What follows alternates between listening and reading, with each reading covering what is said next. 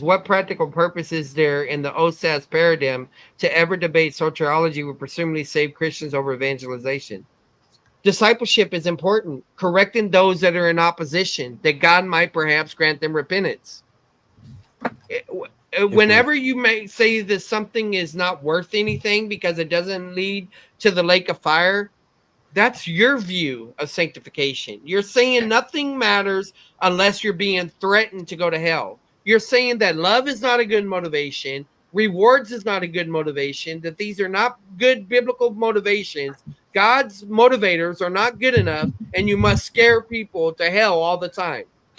mm, Charles, Was your doesn't that remind was your you parents abusive? I mean, what's going on there? Go ahead, Chris. this question and Let's your just put it answer that way. reminds me of my conversation, my debate with JP Uncut, where I turned the slides off and I'm like, let's just talk about how you framing the Bible. JP, you're making, and all conditionalists do this, including Caleb tonight. Everything is about going to heaven. It's like these people think that if it's not about going to heaven, it's useless. What a narrow way. It's the more I think about that, if that's all that matters is going to heaven, it cuts the soul out of the faith. As to confuse the starting point with the ending point to me is absurd. Yeah. I So, and it's an accusation against God because you're saying, God, you should have beamed us up at the moment of salvation if it's true, but you have no Beam me purpose to up, serve. Scotty. right, Yeah. and I agree. Go And ahead, Grant. I was gonna reference First John because I believe that's a book about fellowship, and one of the biggest points in the book is in chapter 5, which is dealing with assurance of salvation.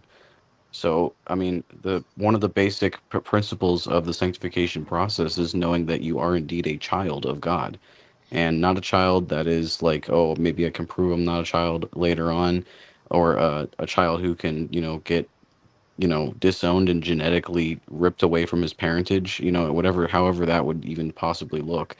But an actual child who is loved, and then that the motivation can stem off of that. But if the motivation is wrong, then the entire sanctification process is wrong. And Chris, you said it really well as well. And unfortunately, I think there's a lot of people now, or there's some people in free grace who are starting to make the same judgments as well, and making the Bible all about salvation too. They're just phrasing it a little bit differently, but it's ripping away the substance of the Bible. I mean, I was talking to PB about this maybe a week ago. Yee. It's like, hey, if this is true, if everything is just about salvation, like, what's the point once you have salvation? Like, once you got it, like, why even read? Like, Yeah. we can just throw out the books and the chapters that are just all these positional promises because I read it once and I understand that it's about going to heaven. I mean, there's no Yeah. sanctification in that. So for both camps, the small camp within free grace, but also for all these other camps, like, what's the point of sanctification if the Bible doesn't even talk about it? If it's just guaranteed, or it's just like, try really hard to make good decisions. Yeah.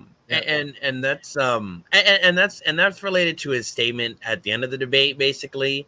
That really it really grieved me, because he from Hebrews 6, he said, well, if Paul is giving all these exhortations and he's telling these people to continue in the faith and grow, why is he telling them that if they can't go to the lake of fire? And Right. it's actually very sad, because I always mention that the love of Christ constraineth us, because we thus judge that if one died for all, then all died. So that, I think that should be the primary motivation, and anything other than that is honestly secondary.